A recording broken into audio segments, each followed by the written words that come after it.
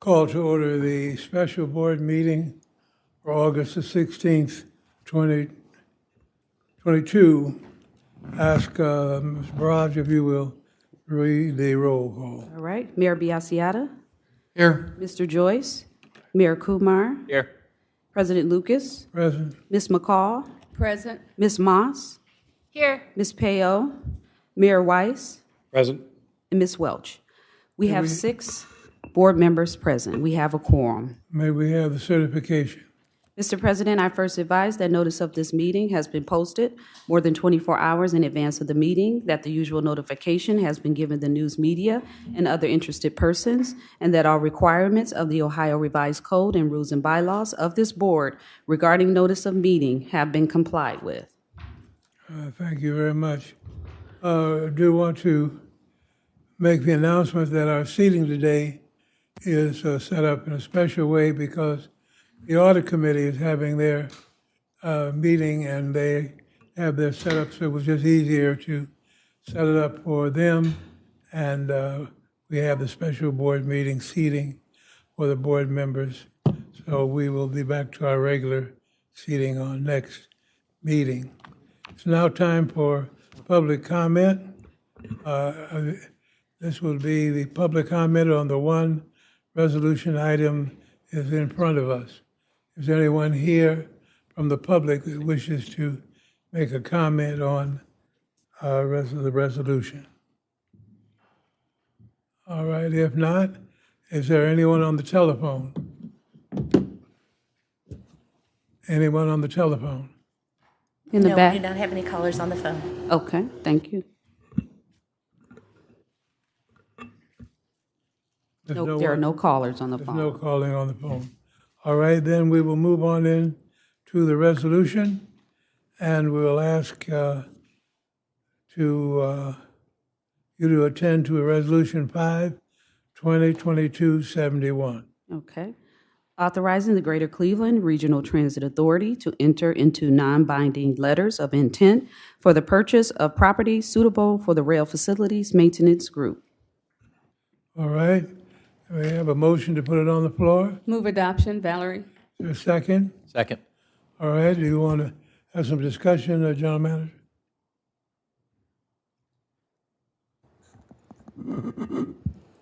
On behalf of the staff, I just wanted to advise the entire board, because we did have a pretty lengthy discussion during our last committee, that the law department, the engineering division, and also the operations division, along with procurement, came together to put the document before you.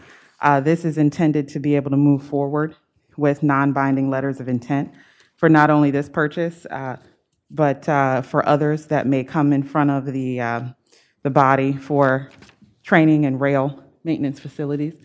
So this should be able to cover us for future negotiations if it's at the will of the board. All right, is there any other comments from staff or now for the board? Dr. McCall? Yes, I just want to make sure this particular resolution states that it's, oh, okay, I see how you worded it. Because you say for the rail facilities maintenance group, does this make it only for that group? So if you need to come back in the future, you'll come back before the board, correct? So it's not open-ended to other properties, you'll come back. Is that accurate?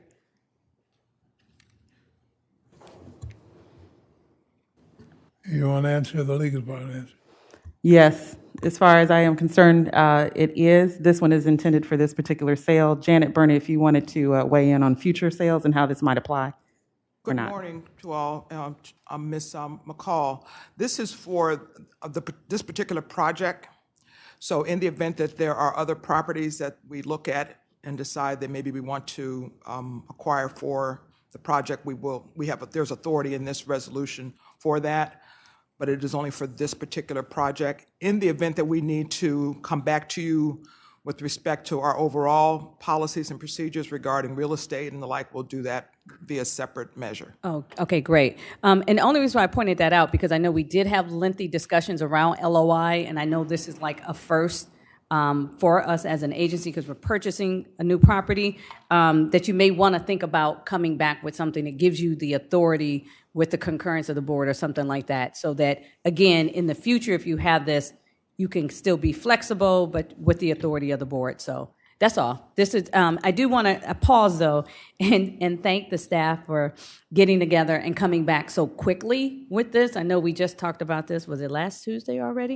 And there's a lot of discussion, and I apologize. I know I asked a lot of questions on this, but it was a really good, it was a good discussion. It was good to see internally you all like having this dilemma and then working it out together and coming back with us so quickly with something. So I just want to commend everybody for, knuckling down and coming back with something that one now sets a precedence for how we do this moving forward. So thank you, everyone.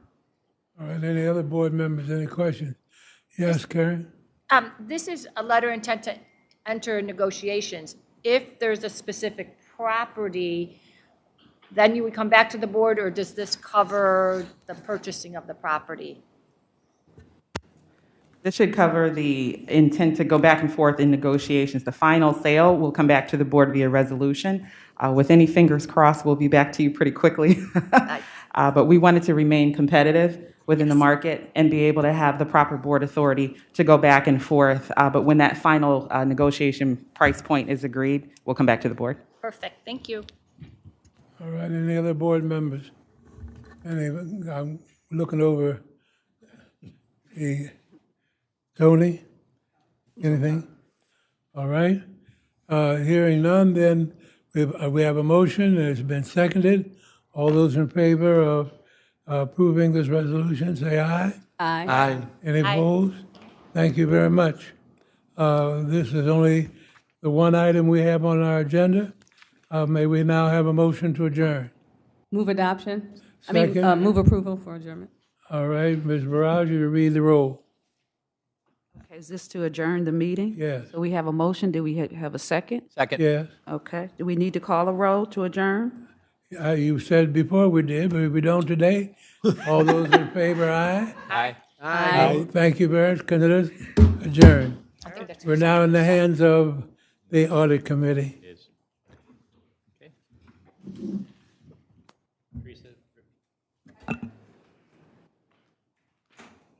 Okay, Mayor Kumar, whenever you're ready. Okay. The RTA Audit, Safety, Compliance, and Real Estate Committee, as I'm calling to order. If we could have roll call, please. Okay, Mayor Kumar, Present. Ms. Moss, Here. Mr. Joyce, Ms. McCall, Here. and Mayor Weiss. Here. We have 4 committee members present. We have a quorum. Great.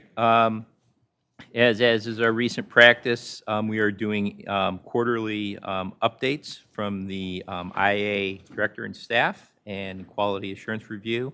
And I know Tony and I met last week and just tried to map out, and he'll go over sort of the 3 parts we're going to cover today. Our goal is to have the content from now through around 10:15, and then sprinkled in there throughout, I'm sure we'll have some comments. The goal would be to have the meeting adjourned by 10:30. So Tony, I'll let you take it from here and provide an overview of the segments we're going to cover today. Thank you, Mayor Kumar. For everyone, I'm Anthony Garofoli, Executive Director of Internal Audit. Good morning to you, the Audit Committee, members of the Senior Management Team, Ms. Birdsong, President Lucas, remaining board members. And I'd like to just point out that my staff is here today, and they'll be also participating in this presentation. Before I begin, a little latitude, I'd like to recognize our staff auditor, Molly O'Donnell, who has passed the rigorous examinations for Certified Internal Auditor. We're proud of her accomplishments and the rest of the staff. On the agenda for today, we have 3 agenda items. The first is going to be a report out on our quality assurance self-assessment. And then our second item will be a very brief update on the replacement of our internal audit management system.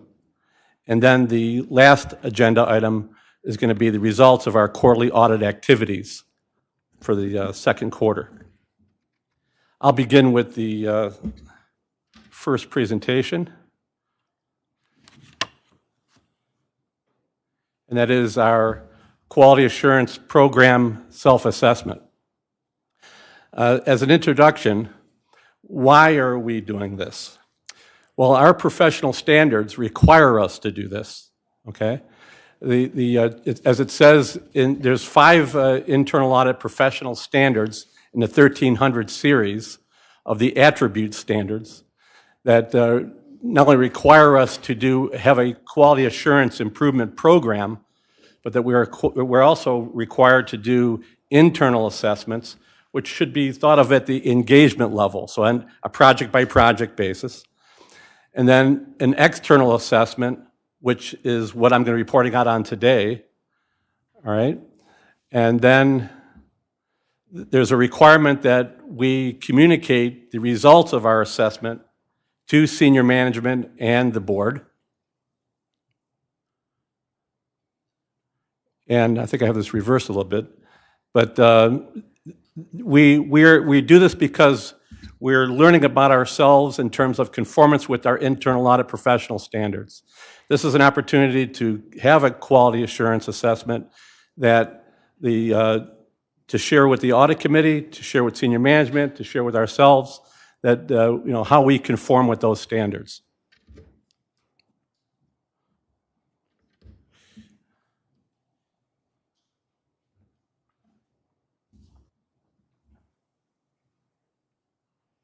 We'll be utilizing for our quality assurance review our professional standards, which is also known as the Red Book. And then anyone who performs an external review, whether that be an inside self-assessment with external validation, a self-assessor with external validation, or just a straight-out external assessment by a qualified firm, would always use the same manual, this blue book. We decided to do a self-assessment with external validation because it provides to us a baseline, an opportunity to learn. We can assemble a lot of information that's required to comply with just performing the self-assessment. We've saved a ton of documents. This was a lot of work. We have a very good foundation so that when the next steps are bringing in an external assessor to validate our work, they can then draw from our work. We've saved everything in very neat folders.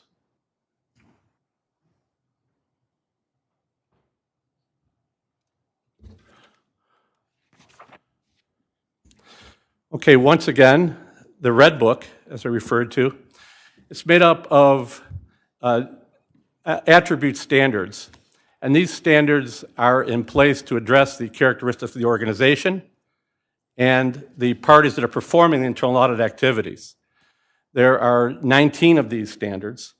And again, when we were using that blue book, it's addressing each one of those 19. How do we conform?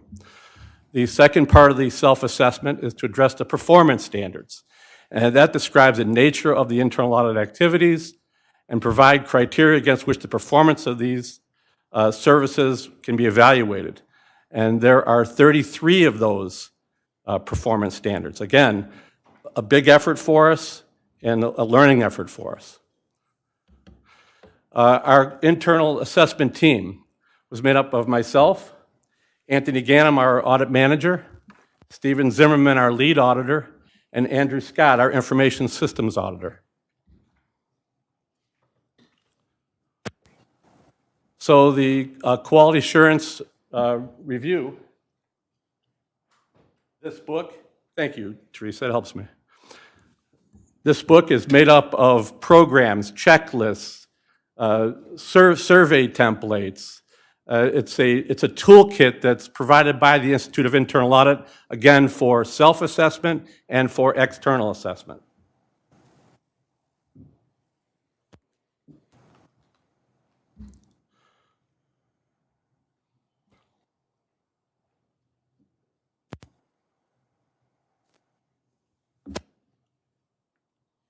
I provided for you in your board packages, and we printed some hard copies, and those should be in front of you. This is that report on self-assessment of the internal audit activity. This is the report that we published as a result of our self-assessment. And then for purposes of this meeting, I would ask you to look at Appendix A, which is more or less a snapshot of our conformance scores against the various attribute and performance standards. And in summary, these standards are meant to evaluate internal audit governance, the internal audit staff, the internal audit management, and then the internal audit processes. Each of these has a different series of standards, okay, and they are identified within that snapshot for you.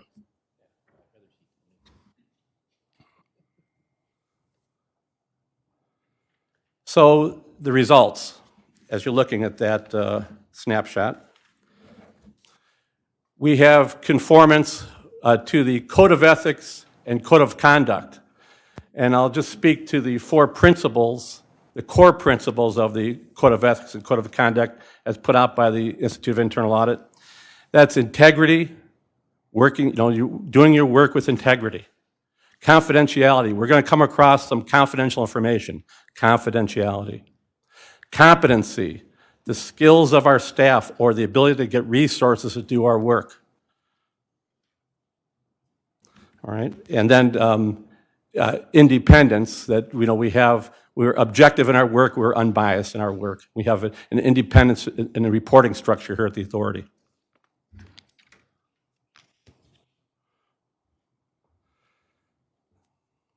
Here's what we learned. Very successful internal audit practices that we have in place.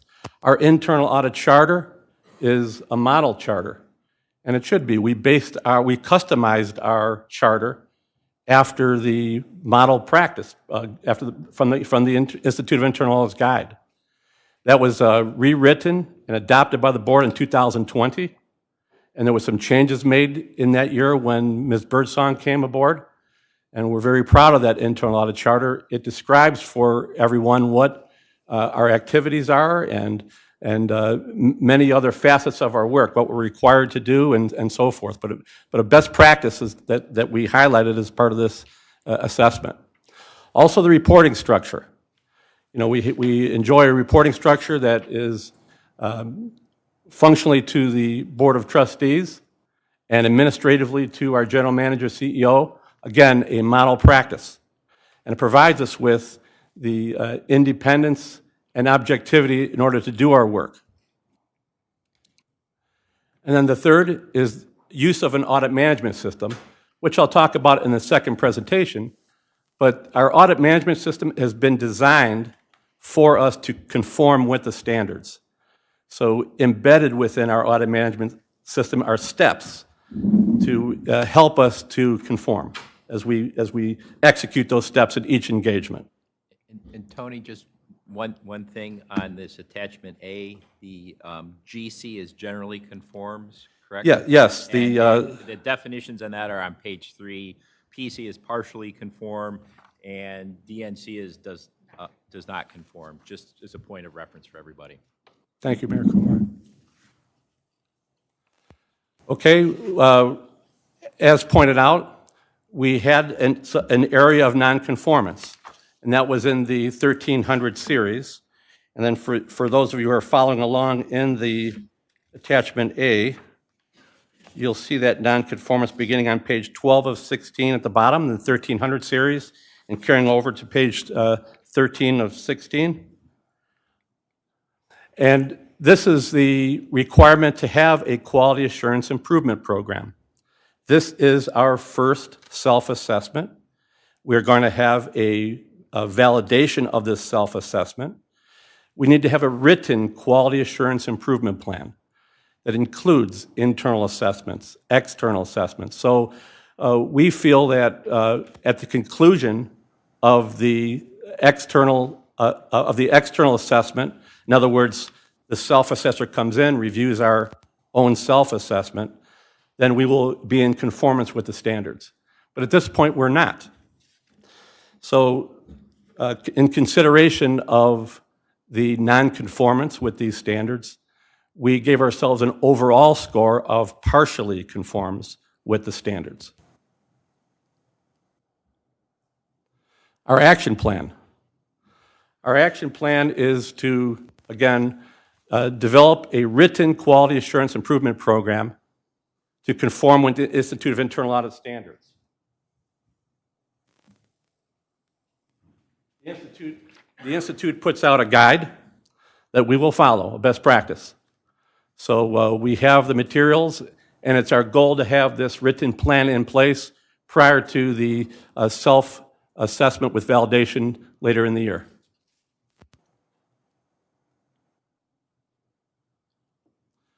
And then the second bullet is to procure the services of a qualified assurance or assurance, a qualified assessor or self-assurance team that would come in here and do that work. And to that, I have provided our procurement department a draft scope of services. We have some criteria. We have, and then I'll continue to work with Melinda and Raj in order to finalize that so that it can be in a position where, together with the audit committee, a firm or person can be selected.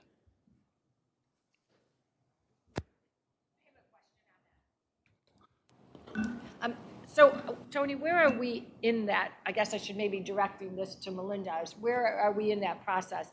And do we still have, do we still think that we'll finish this before the end of the year, having someone from the outside, or no? I'm confident that we will.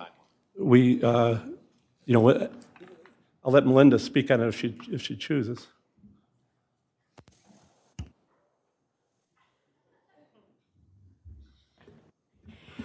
Tony was very accurate on what I have right now. He's got funding established. We have a scope of services in draft form. I have obviously some criteria. We still need to discuss and meet to the weights, and then we have to get back to either Indy and the board to determine the committee as to make sure the criteria and everything is accurate and based upon. But based on that research I did about back in October, most of them had given us the firms that I had contacted, including APTA and 3 Exterior, had given us somewhere around a 7 to 8 week turnaround. It was during COVID timeframe, so some of it was going to be done virtual. So that would all be confirmed once we get the RFP on the street again. So does that help answer the questions? You're welcome. You know, and I'd like to add that with the staff and I, we've done the heavy lifting. Yes. And we have saved all the documentation to support, you know, our opinion, and we'll be in a position to share that with the team when they come in. Yes. Yes, everything Tony has given me has been very thorough so far.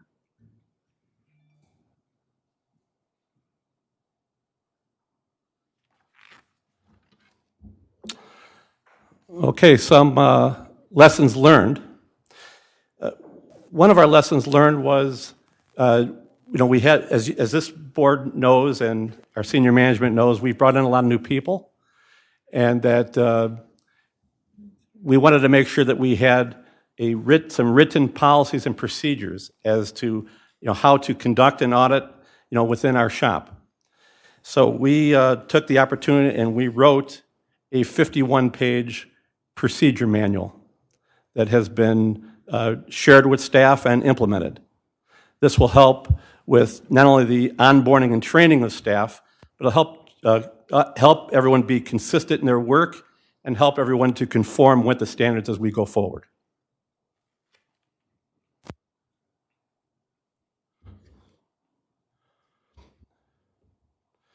Other lessons learned is that we will be requiring and did require each auditor in the shop to sign 2 annual statements. One of those statements is their understanding and compliance with the auditor's code of ethics and code of conduct. And I went over those a little bit earlier. We are proud of the work that the staff does, and everyone has completed and executed this work, this statement.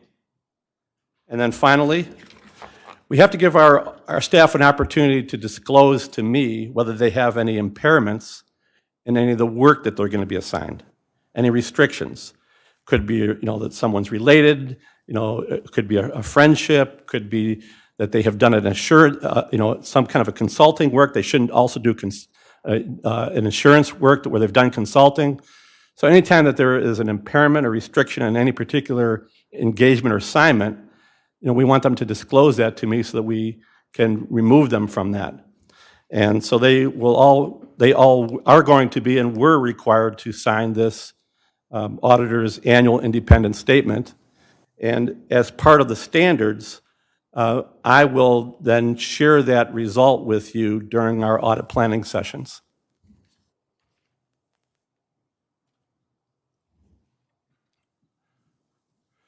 Okay, so next steps, we've said this before, we'll continue to work with Melinda and others to procure the services of an independent assessor to validate the self-assessment. And we'll be back as soon as we can get that work done. Any questions? Just one clarification, Tony. So the quality assurance and improvement program, the intent is to have that in place prior to the external assessor? Yes, the intention is for us to have a written quality assurance improvement program in place before the assessor is on property. We have some informal procedures we do at this point. We want to formalize those so that we're in clear conformance with the standard. Got it. Okay, thank you. I just want to commend the staff and Tony that, this has been a real work in progress. And I know each time we look at a document like this or this, that they all take a lot of work and time to present. And I think that, going forward that we're doing this, but I also appreciate on your self-assessment, your honesty, the idea that those could have been left blank or said NA or whatever, but recognizing that we're not in conformance, but we have a plan to get in conformance. So I just wanted to comment that I appreciate the honest assessment and the hard work. Okay, any other questions? If not, I'll move on to the second presentation, which is going to be very brief. The Internal Audit Department uses a computerized audit management system. We use it for our risk assessment and documentation, assignment of resources to projects, development of our plan, electronic working papers, reporting, and then follow up with management on open issues and audit recommendations. That particular system that we use is going to be out of system support in 2023. Working with Ms. Birdsong and Kay Satula, our finance director, I was afforded some budget this year, and we have actually procured a new system replacement.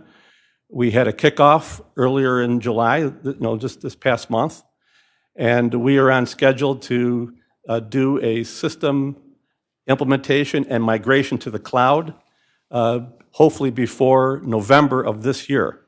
So, from one self-assessment project now into this system implementation, but we're up for the task. And we'll give you another update, in a future audit committee meeting. This was meant to be just a brief update. With that, I'm going to turn this presentation over to our audit manager, Anthony Gannum, and he's going to start to walk you through the second quarter internal audit department activities.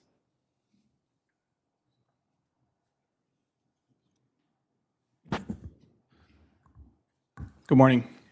Thanks. Good morning, Chairperson Kumar, audit committee members, members of management.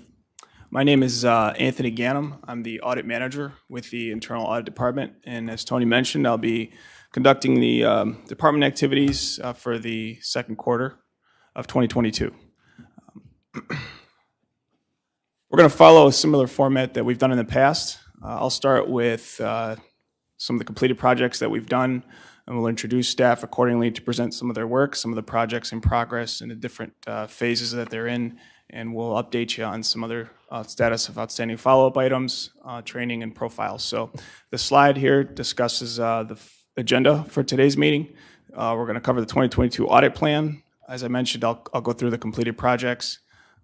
We'll cover continuous auditing, some of the projects in progress, special requests and emerging issues from management and members of the board, external audit coordination, status of outstanding follow-up, other projects and initiatives that we're on, staff training, and staff profiles. One thing that is not on this slide that Tony just covered is obviously the quality, the QAR that we just went through, which frankly took about 80% of our time for this quarter. So that is going to be an ongoing thing throughout the rest of the year. First project for second quarter is travel and expense reimbursement. That is an ongoing yearly initiative that we have.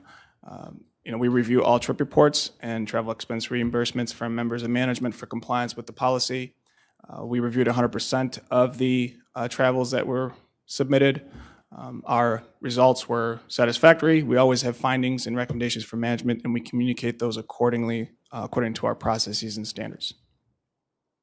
And as you know, in our completed projects, we always have a note for board consideration in terms of issues. In this case, we have none. Vehicle purchase, the Gillig compressed natural gas coaches.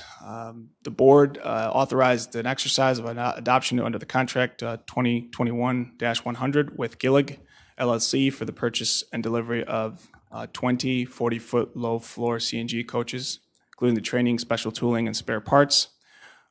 We completed the Buy America review required by the FTA, and our results were satisfactory with findings and recommendations for management, and we have no issues for board consideration.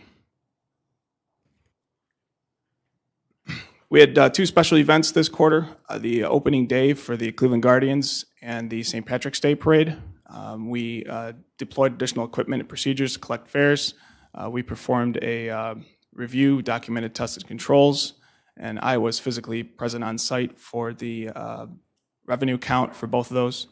We traced the collections to the bank and accounting records. Our results were satisfactory. Management does a terrific job with special events, collections, and the process overall. We have no issues for board consideration at this time. Mobile ticketing application. We wanted to evaluate the implementation of the fare collection application. We tested access controls, configuration, input processing, and output controls, and all the fare media configurations were validated in this audit. Again, our results were satisfactory with findings and recommendations, and we had no issues for board consideration. Next project is the ARP, the American Rescue Plan Act of 2021. Management drew down all the funds for operating expenses. We developed an audit to evaluate the compliance with the ARP Act. The staff reviewed supporting documentations for the GCRT accounting department's ARP for the months of September, October, November, and December of 2021, and January of 2022. For those months, the total reviewed amount was approximately $81 million and change. The results were satisfactory. We do want to update that there are no dollars that remain available for draw at this point. We had no issues for board consideration. For this last completed project of the quarter, I'm going to introduce our information technology auditor, Andrew Scott. He will walk you through a consolidated train dispatch system. Good morning, Audit Chair Kumar, members of the Audit Committee, GM Bursong. The Consolidated Train Dispatch System is the system which controls the wayside equipment, so switches, signals, track heaters, etc. The objective of this audit was to review the different access controls, the data processing, output controls, different aspects of the system support agreements.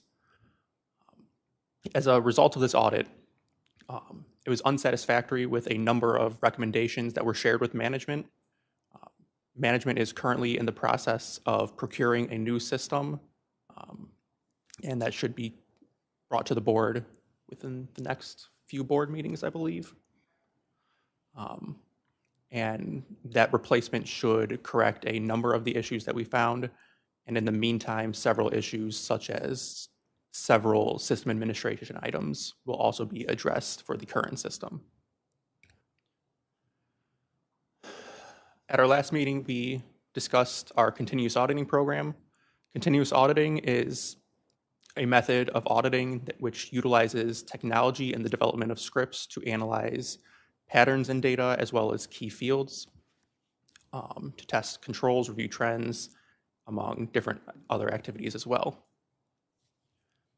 Currently, we have a number of projects which we are executing on a quarterly basis or better. That would be the purchasing card, fair revenue reconciliation, nepotism, and paratransit customer accounts. Each of these projects have been completed for the second quarter and also enhanced throughout the second quarter, as well as the accounts payable, accounts receivable, and fuel expense audits. Those are each currently in development. Our IT specialist auditor, Randall Bowles, is working with management to gather all the appropriate data required for these audits, and we should have a report out on those at our next meeting. So I will turn this over to Randy Bowles, our IT specialist auditor, so we can discuss his work of the second quarter. Good morning, Mayor Kumar, Ms. Birdsong, and members of the Audit Committee. First slide up here is purchasing card, and the basic objective of that is allow cardholders to procure goods and services in a timely manner, but we want them to do that in compliance with GCRTA policy. And we ran this for the first 2 quarters, and we shared those results with management. But moving forward, we want to, instead of running this on a quarterly basis, we want to run this on a monthly basis, and it will allow us to be more responsive to risk. And we're going to run it 1 week after the closing cycle. And I think in addition to making it more responsive to risk, we think it'll make it a little easier for them to do their jobs because they won't have to manually, try to identify these risks. A lot of it will be identified for them. One thing that's not on this slide, but I thought was a good point to talk about it, is Amazon is one of our top vendors. I think it's the top one that shows up for purchasing. But the thing about Amazon, it's not like Home Depot. If somebody purchased something from Home Depot, you have an idea what it is. Or if it's a hardware store. Amazon could be almost anything. But a lot of the Amazon descriptions, they show up as a bookstore. Now, I'm old enough to remember when the only thing I purchased on Amazon were books. That's not the case anymore. So we're looking into analyzing that one separate, because we get the same type of data feed from Amazon that we get from the purchasing card. So we kind of want to pull this out and analyze it separately with the same test and everything else.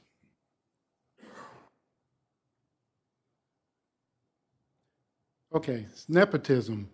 The purpose of this is to be compliant with Ohio law to avoid personal conflicts of interest. The internal audit evaluates all relationships for all active employees, and we compare this across all job functions and all reporting structures.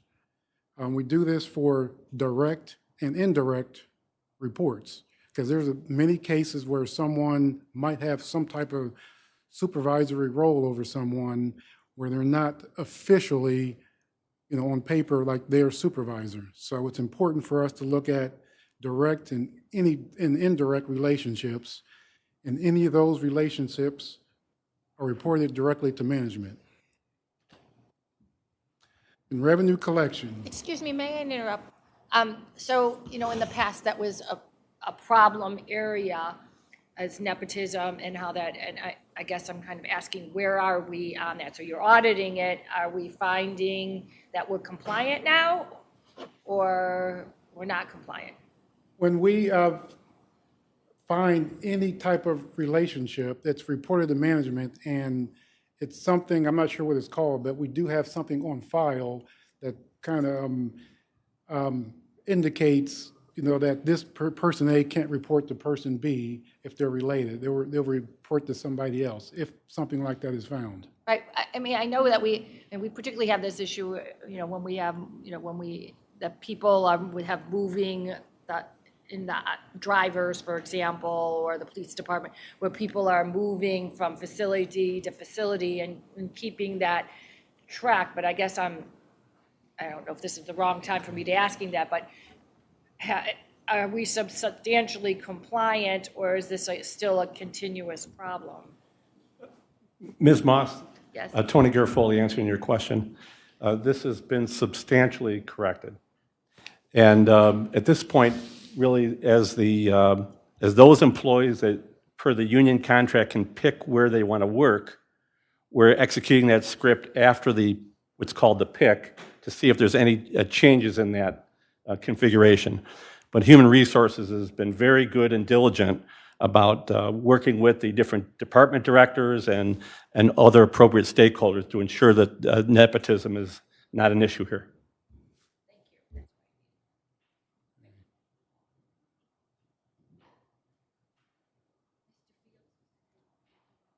Moving on. If I can interject, did we need additional input from the staff? We can always augment what has been reported by audit, but we want to make sure that we leave the floor to the audit unless we can give extra detail. I'm okay. I'm fine. Okay. All right, revenue collection. The objective here is that all fares are collected, reconciled, posted, and deposited to the bank. The scope is the internal audit where we developed a script to analyze the data from fare collection systems and compare it to cash in transit, accounting, and bank records. This script was executed for all of Q2, and all the tests came back as expected. And there were some small immaterial differences that related to some of the machine totals because of known system errors. This could be something as simple as one of the machines that was collecting the fares didn't work, or a bill maybe stuck together. But overall, the differences were kind of immaterial and kind of fell within expected ranges. Next, we have paratransit customer database. The purpose of this is to certify eligible applicants are utilizing GCRTA services.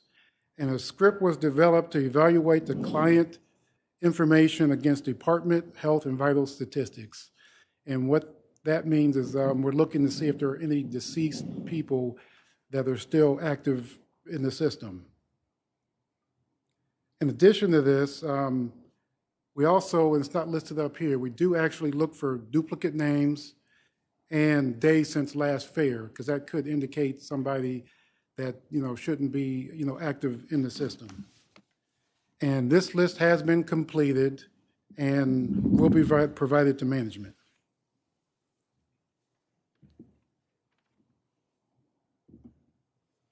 Oh, that's it. I think I bring back up Stephen. Steven Zimmerman, our lead auditor, will take the presentation from here.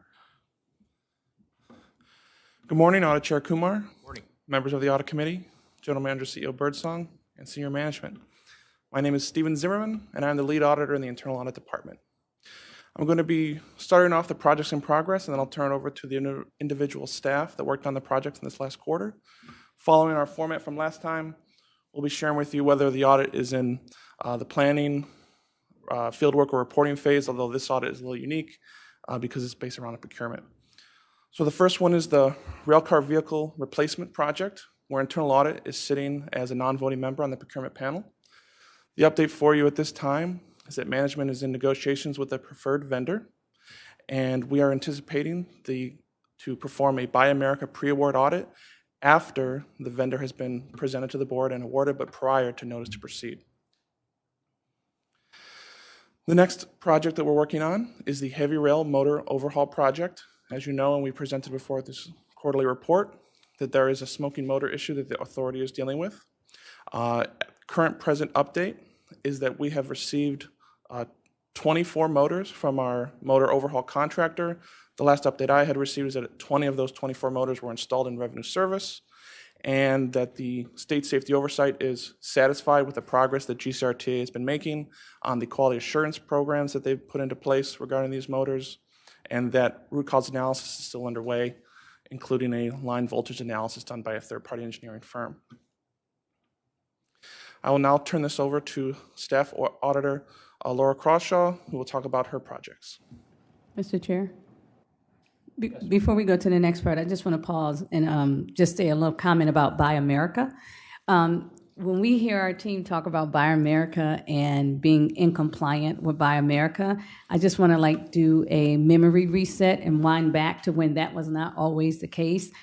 Senator Brown introduced the Buy America component I forget when, a couple years ago, and it was to the disdain of some of our manufacturers and some of our transit agencies because you had to buy steel. It was really around the steel portion of making sure that everything you bought was made in America, and it was done in a way that we wasn't used to. And so you would have transit agencies and you say Buy America, and it was like a heart attack almost. And so to hear the auditing team, I think this is the third time it was mentioned this morning, compliant with Buy America, compliant with Buy America. I just want to pause to just point out that's not easy. And the fact that it's done with our new fleet and with our new rail cars, I just want to say congratulations. That is not easy. There are a lot of transit agencies still not as progressive as we are with the Buy America provisions, and that's important because that impacts our funding. If you're not compliant with Buy America, then that has a longer impact that can be detrimental to us as an agency. So just kudos on that point about making sure that as a collective team that we're compliant with Buy America. Thank you, Board Member McCall.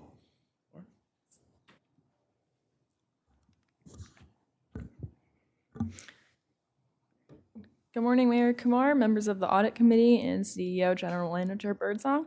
My name is Laura Crawshaw. I'm a staff auditor, and I will be going through my projects in progress. So my first project in progress is an audit of our Fair Media ticket stock contract. This contract covers both our blank and pre-printed ticket stock. The objective is to review the contract, identify compliance obligations, and risks to management objectives. I will also document controls and evaluate compliance with the contract. The scope is to be determined, and this audit is in the planning and risk assessment phase. Next project in progress is an audit of our drug and alcohol program. This is a collaboration with our safety department as part of their 3-year review of our Public Transportation Agency safety plan. The objective of this audit is to evaluate program adherence to federal regulations and FTA guidance. The scope is PTASP compliance with ODOT and FTA checklists for content as it relates to our drug and alcohol program. And this audit is currently in the fieldwork phase.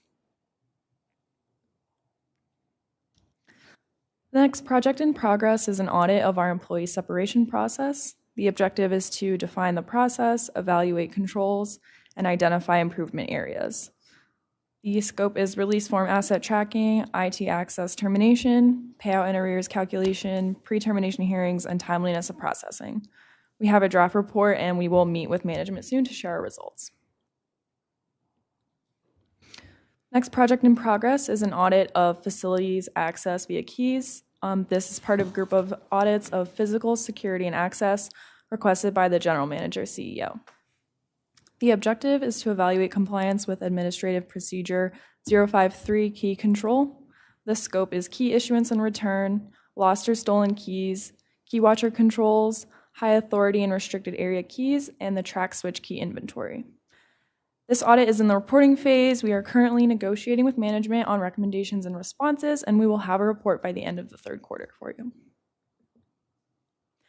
Last project in progress I will discuss today is an audit of our inventory, which is in coordination with the State Auditor's Office to minimize duplication of efforts in their annual review. The objective is to evaluate the processes and controls supporting the 2021 cycle count program. The scope is validation of asset value classification, cycle count sheet review, IT input controls, physical security controls, year-end reporting accuracy, and inventory valuation. This audit is in the reporting phase, and we are awaiting responses from management. So I will now hand it off to fellow staff auditor Darren Garlock to discuss his projects in progress.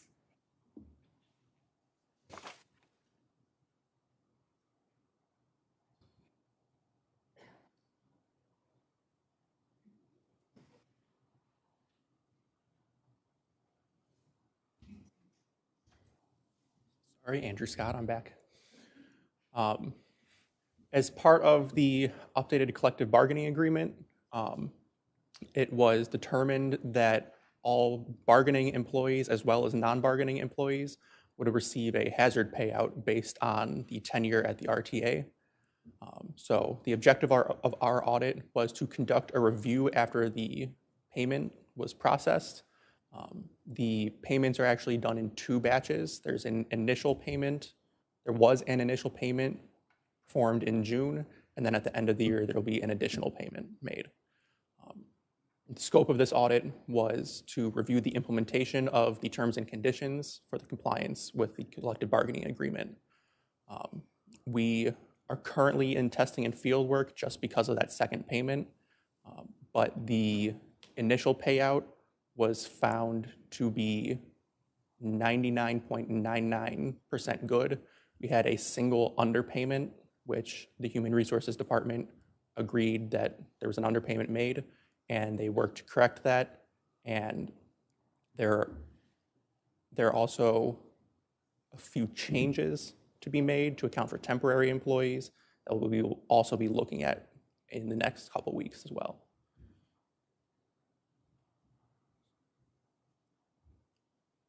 Now we'll turn it over to Darren Garlock, Staff Auditor.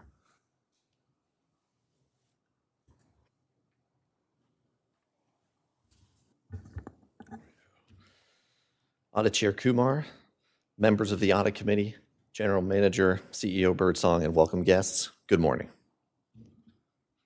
The tool and shoe allowance are part of the ATU contract, and the objective was to review the compliance with the terms of the contract. Our scope was to validate all tool and shoe reimbursements in 2021.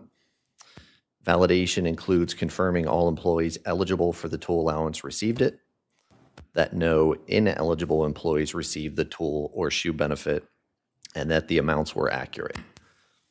Now in the reporting phase, we have a draft report and we'll be scheduling an exit conference with management to review our findings. The Common Area Maintenance Agreement is the agreement between GCRTA and Tower City, currently Raisin Industries, which allows our customers to use the common areas of Tower City to access the Rapid Station and the Gateway Accessway. The objective of this audit was to identify the requirements of the agreement and to validate compliance with those terms. For the scope, some of the things we have been reviewing include payment history, invoice accuracy, utility billing, and reimbursable expenditures. We have finished some additional testing, and we will be scheduling a meeting with Raisin to discuss findings and to obtain additional answers to outstanding questions. The handling of cash is a high-risk item per our annual risk assessment. RTA has several cash collection sites where employees are required to receive, record, and remit to accounting for cash handling. We've identified 4 such sites and performed testing to follow the collection and deposit of cash. Now in the reporting phase, we have a draft report and we'll be scheduling an exit conference with management to review our findings. And now I'd like to introduce Molly O'Donnell, who is going to discuss her projects in progress.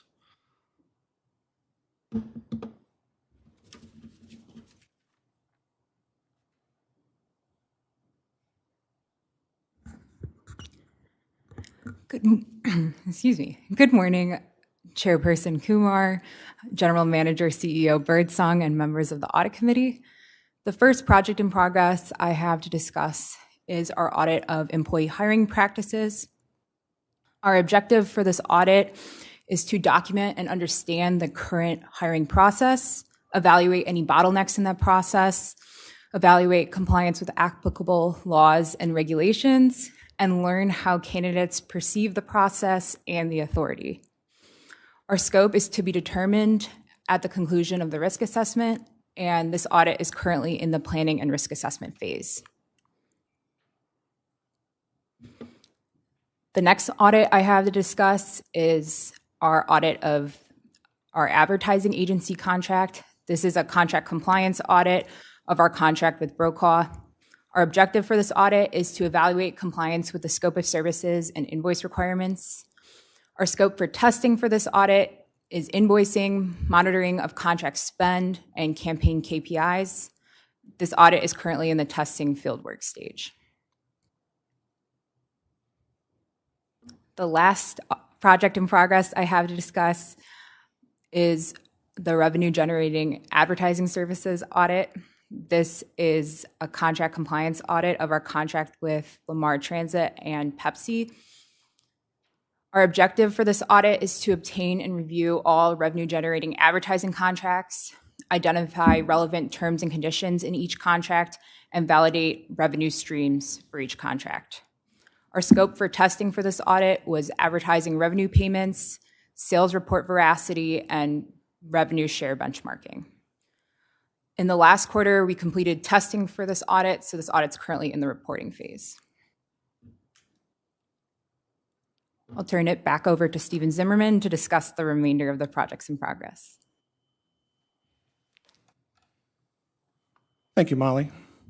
So as you can see, we've got a lot of great work we worked on this quarter and a lot of projects in the reporting phase, so we look forward to presenting the results of the completed projects at the next quarterly report.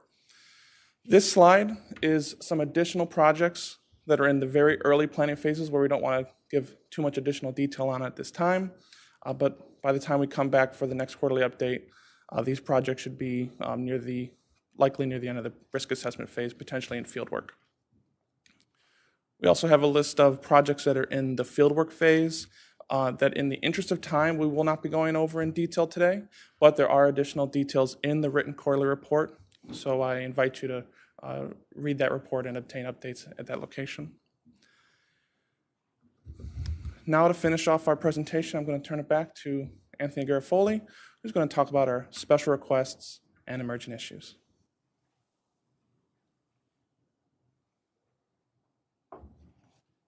Thank you, Stephen.